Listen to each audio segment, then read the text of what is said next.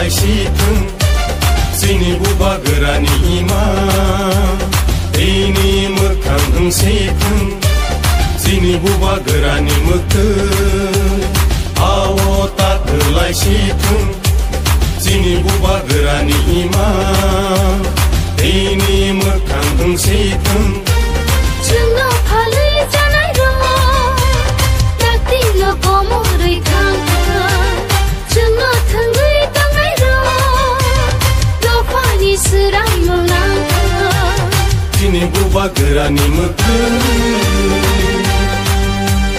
बुबा गोरा आयौ लथों बुबा गोरा आयौ लथों ग्रेटा ट्रिपलेन मार'नाय ग्रेटा ट्रिपलेन मार'नाय आयके चोबा चलेनाय आयके चोबा चलेनाय दिब्रासा आयौ लथों दिब्रासा आयौ लथों दिनै माथाय न मार'नाय दिनै माथाय न मार'नाय आयके चोबा चलेनाय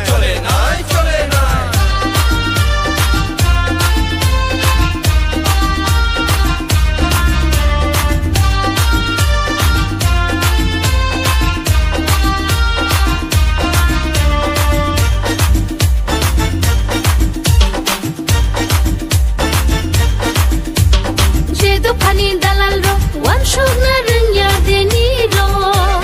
Jedo pani dalal ro, laji na rung ya deni ro.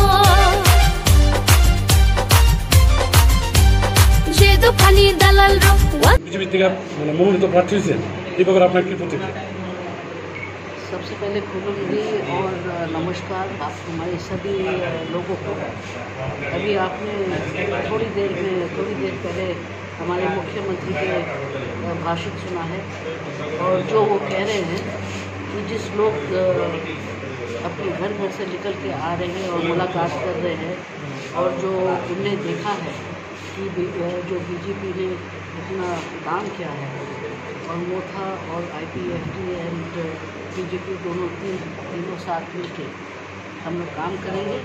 तो बहुत खुशी हुई है कि एक मौका हमको भी मिल रहा है कि आप लोग हम सेवा कर सकते हैं and it's a good start. I think we will work together for a progressive Tripura. Thank you so much. Target দিয়েছেন আসন্ন লোকসভা যে নির্বাচন হবে সেটাকে সামনে উনি 370 টার্গেট দিয়েছেন বিজেপি একা 370 আমাদের যেতে হবে এবং আমাদের যে অ্যালাইড যারা পার্টনার আছে ইন্ডিয়া তাদেরকে নিয়ে আমাদের 400-র উপরে আমাদের সিট আসন যাবে সেটাকে সামনে রেখে নিজে মার্গদর্শন আমাদের দিয়েছেন। সমস্ত জায়গায় সমস্ত ত্রিপুরার সব জায়গায় আমরা যাচ্ছি। আমাদের দুটো আসন আপনারা সবাই জানেন, একটা ইস্ট আমাদের পূর্ব লোকসভার আসন আর একটা হচ্ছে পশ্চিম লোকসভার আসন। তো আমাদের আজকে খোয়াই আমরা এসেছি, সব জায়গায় আমরা যাচ্ছি, পদযাত্রা করছি, মিটিং করছি, র্যালি করছি, প্রসেশন করছি, সবই করছি। এখানে 5 কিলোমিটার আজকে আমরা আমাদের সাথে আমাদের যিনি প্রার্থী ভারতীয় জনতা পার্টির পক্ষ থেকে যাকে মনোনয়ন দেওয়া হয়েছে মহারানী নীতিশীল দেববর্মা মহোদয় আমাদের সাথে আছেন।